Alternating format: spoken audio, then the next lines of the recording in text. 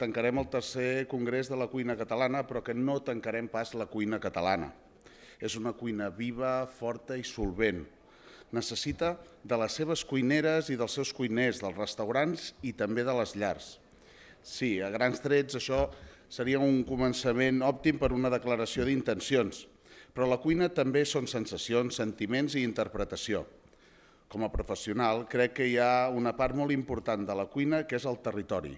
Això vol dir que tant els seus productes com els seus productors són un pilar de la nostra cuina i de la nostra cultura. Com a cuiner necessito el contacte directe amb ells, és a dir, amb els productors. Necessito entendre la feina que fan, l'origen, el com i el quan.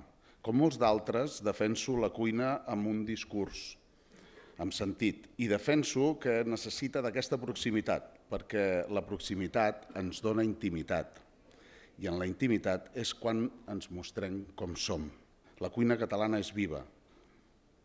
Cuinem-la amb intimitat, amb bones arts, amb discurs, respecte al territori, a la cultura, al medi ambient i al sentit comú. M'estimo el xup-xup, m'estimo veure les olles bullir, m'estimo oferir cullera, m'estimo oferir que s'hi suqui pa.